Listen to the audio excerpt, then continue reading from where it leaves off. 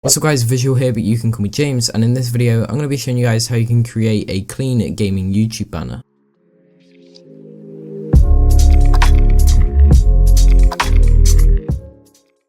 So guys, before we go ahead and start this tutorial, can we aim for 250 likes on this video? I'd really appreciate it if you did drop a like. We are also getting really close to 10,000 subscribers, like really close. At the time of you watching this video, we may have already hit it, or if you're watching it early, then of course we haven't hit it yet. So if you aren't subscribed already, I would definitely really appreciate it if you did. But with that being said, let's get on with the tutorial. So guys, as you can see, this is the banner we will be making in this video. You can actually change the colors of it at the end. Really nice YouTube gaming banner. You can go ahead and make this for any game, it really doesn't matter. As you can see right now, you want to go ahead and open up a YouTube banner template. If you don't have one already, go ahead and get one off Google. They're really easy to find. But once you have done that, you want to go ahead and grab yourself 3 different things. So the first thing is going to be my 2K graphics pack. This will be linked in the description down below and is completely free. You will need this pack for a couple of the stocks in here, and it will just make it look overall really good. So make sure you go ahead and grab that 2K pack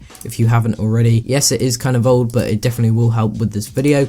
The second thing you will need is the font Gotham Black. I will also leave a link to that in the description down below. And finally, you will need the font Dreadworks. This is a really nice font. As you can see here, it's the font that I used for the word name. Really nice font. So if you want to go ahead and grab that, like I said as well, links are in the description down below. So the first step is to go ahead and grab my 2K pack and open it up. Once you have opened it up, you will get all of these different groups, and I know it's kind of a lot. You want to go into textures and backgrounds though, and once you have found that, you want to go and get the 4th image here. So it's the one that says visual. You just want to go ahead and drag and drop that into your YouTube banner template, and as you can see, it will appear kind of small, but that really doesn't matter. Once you have added this in to your template, you want to go ahead and press Ctrl and J on your keyboard, and that will duplicate that layer. So now we have 2 of them.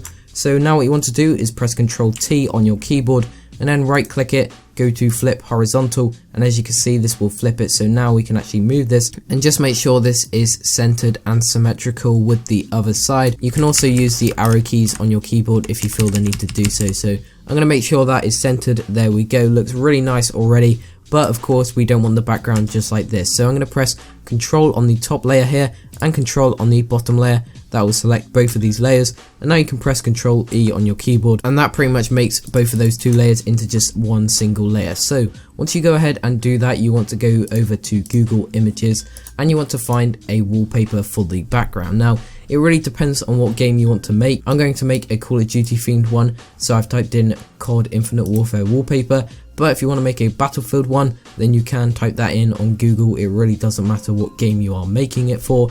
But once you have found your image, you just want to right click it, go to copy image, go back into Photoshop and press Ctrl and V on your keyboard. Depending on the size of yours, you may actually need to decrease the size of it, just like mine. So I'm going to press Ctrl- to zoom out, and I'm going to press Ctrl T and just decrease the size of this image because it does cover up too much of the banner and it's too zoomed in. So I'm going to hold down Shift while doing this and just make it smaller, and also kind of center it in with the banner. And once you have done that, press enter, and you can use Ctrl+ to zoom back in. So guys, once you have done this, you want to make the image black and white. Now to do this is really simple. You want to head over to the top left hand side, select image. You get all of these drop down options. You want to go to adjustments and select black and white.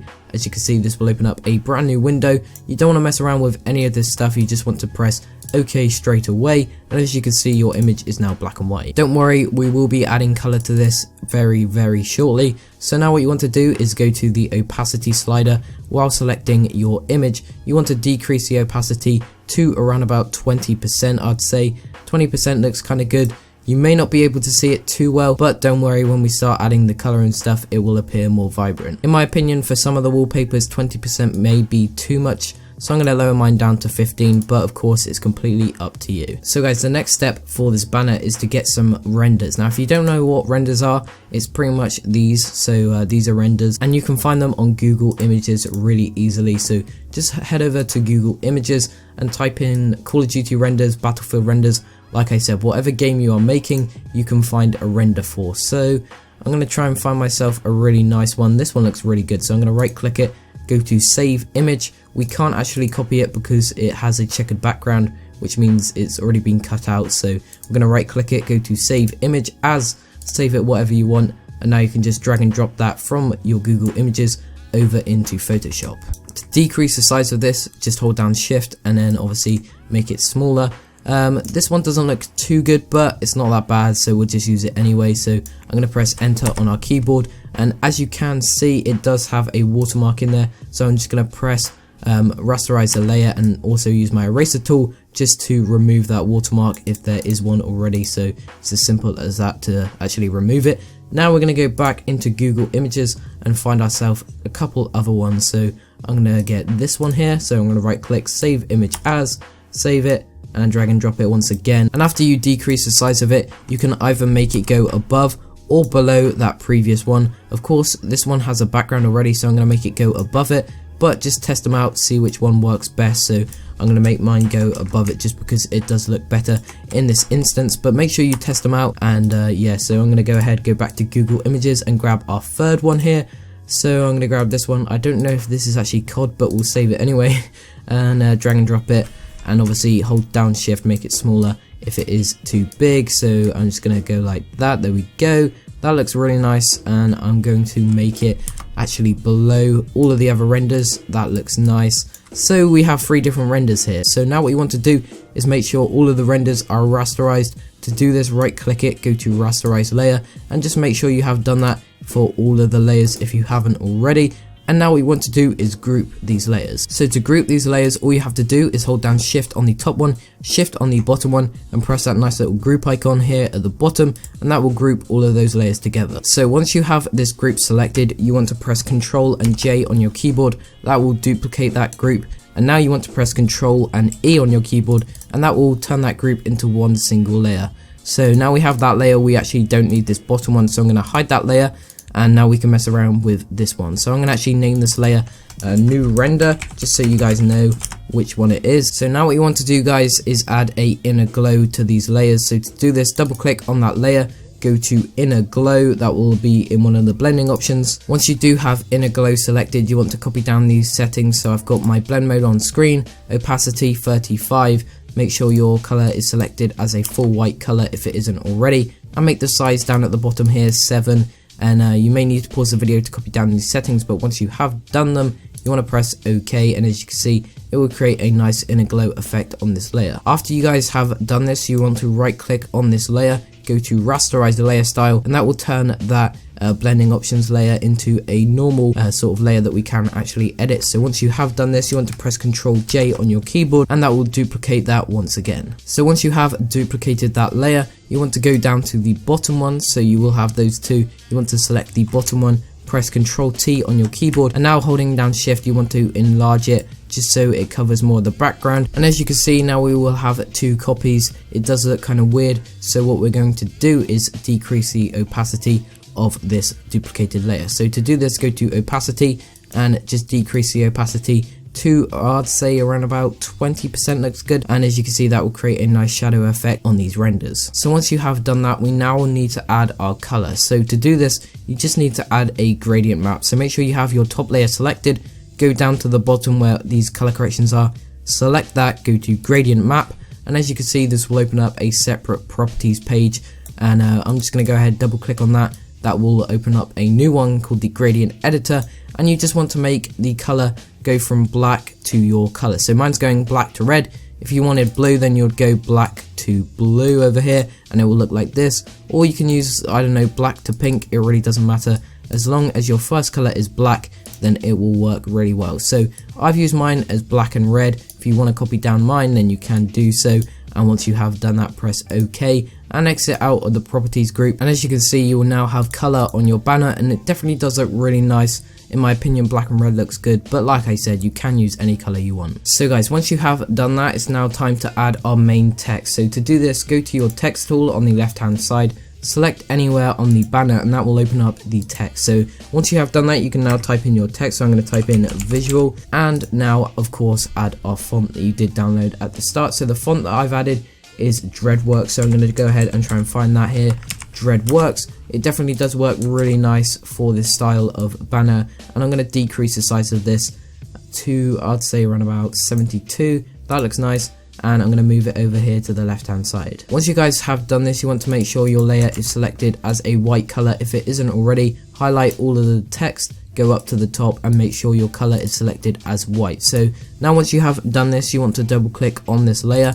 That will open up the blending options of the text, and you want to head over to stroke. Once you have stroke selected, you want to make sure the size is on 3px, and now make sure your position is on outside if it isn't already. And now click the color here at the bottom and make the color whatever color you are working with. So if your banner is selected as blue, say for instance, say it's a blue color theme, then select a blue color. Mine's red, so I'm going to select a full red color and press OK. Once you have selected your color, you want to go to the opacity of the stroke and decrease it to around about 50%. So guys, once you have done that, you now want to go to outer glow, and you will get all of these options, and I'm going to tell you the settings to copy down now. So guys, what you want to do is you want to make sure your blend mode is selected as screen. You want to make the opacity 35%, the noise you can keep at 0, and now you want to select the color option. Once you guys do this, it will open up a new page, and now you want to find the color that you're working with. Like I said before, I'm working with red, so I'm going to select a full red color as my outer glow. And now you've selected your color, you now need to mess around with the size. So I'm going to make my size around about 59, looks good. I'll keep it around about there. And as you can see, if I deselect it, this is the effect that it does make. So it makes a nice red outer glow around your text. If you can't see it too well, then just increase the opacity to whatever you want, but in my opinion 35% opacity does it really good. And now we are finished with the blending options of this layer style. Now what you want to do is right click on this layer, go to rasterize type, and right click it once again and select rasterize layer style, and that will make your text into a single normal layer. Now what you guys want to do is press Ctrl J on your keyboard while selecting that text layer, and it will duplicate the text. So now you will have your original text and a copy of it. So what you want to do is go to the original one here, so it will be the first text layer. You want to go to filter at the top, select blur, and select motion blur. Once you are on motion blur, you want to make the distance 100 pixels. Once you have done that, you can press OK on your keyboard, and as you can see, it will create a nice blur effect. Once you have done this, you now want to decrease the opacity of this layer to whatever you want. In my opinion, around about 50% looks really nice. So guys, once you have done that, you want to go back to the text tool, select anywhere on the screen, and you will get a new text layer appear here on the right hand side. So I'm going to type in my new text, which is going to be the channel of. Once you guys have done this, press Ctrl A on your keyboard to highlight all of the text, and now go to the font search here at the top and find the font Gotham Black, which is the font you downloaded at the start. As you can see, really nice font, and I'm going to decrease the size of this text once I have done that. And if you want to add some more text, press Ctrl J, that will duplicate the text. You can put it over here and type in some more text if you feel the need to do so, but in my opinion it already looks good like it is. So guys, once you have done this, you want to select the top layer here in your group. You want to make a brand new layer above that. So once you have done that, you want to go to your marquee tool. It's the one just below the move tool. Make a rectangle here at the bottom of your banner template. Once you have done that, right click it, go to fill, and now what you want to do is select the contents as color, select a full white color, press OK and OK again, and now press Ctrl D on your keyboard, and that will deselect it. So what we have created here is a nice little border around our banner. And now once you have done that, you can now set the blending option of this to overlay, and as you can see, it creates a really nice border for your banner. One thing I'm going to do to mine is select all of my text using shift, and I'm going to actually decrease the size of this just because in my opinion it is a bit too big, and I'm going to make sure this is centered. There we go, that looks a bit better. So if your text is a bit too large, make sure you do decrease it like I've done there. So guys, once you have done that, we now need to add our color corrections. So the first color correction, we want to make a brand new layer. Go to our brush tool, make sure we have a full black color selected, press OK, make the size of the brush around about, I'd say around about 800 will look good. And once you have done that, you now just want to add the black brush effect on the sides of your banner, and after you've finished doing this, you can just lower down the opacity of that layer to around about 20%. Now guys, what you want to do is make a brand new layer once again. This time make the color full white color, and now using your brush tool, you just want to press at the top of your banner, and as you can see, it will create a nice lighting effect at the top. So once you have done that, you can lower down the opacity of this layer once again, I'm gonna lower it down to around about 50%. So guys, now what you want to do is make a brand new layer once again. Keep the foreground color as a full white color, but now decrease the brush size to around about 200. And now what you want to do using your brush tool is just press random points in your banner, just like I'm doing right now, and this will create some nice highlights. And once you have done that, you can now select the blending option of this layer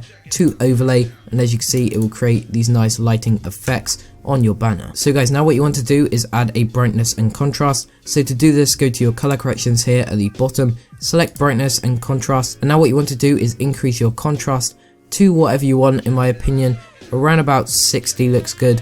There we go. I'm going to keep it at 61. And now we have a nice color correction added to our banner. So once you guys have done all of those steps, you want to press shift on your top layer, shift on your bottom layer, and group all of those layers together. And as you can see, you'll get one single group. Now what you want to do is press Ctrl J on your keyboard.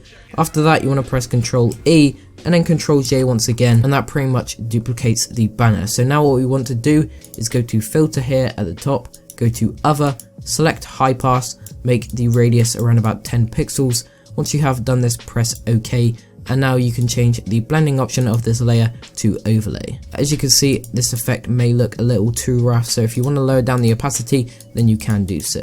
And guys, that is pretty much it for the banner. This is what the outcome does look like. If you want to go ahead and change the color, then open up a hue and saturation and just mess around with the color, and of course you can change it. But nonetheless, hopefully this tutorial did help you guys out. If it did, make sure to leave a like because I really would appreciate it. As I said, we're getting even closer to 10,000 subscribers, so a massive thank you for that. Also guys, if you did make it this far into the video, comment down below your favorite color, just because I'm really interested in what your favorite color is. So comment that down below and let's see what the most popular color is. So with that being said guys, like I said before, hopefully you did enjoy the video. If you did, make sure to leave a like, I really would appreciate it. Hopefully you did enjoy the video. This has been Visual or James, and I'm out. Peace.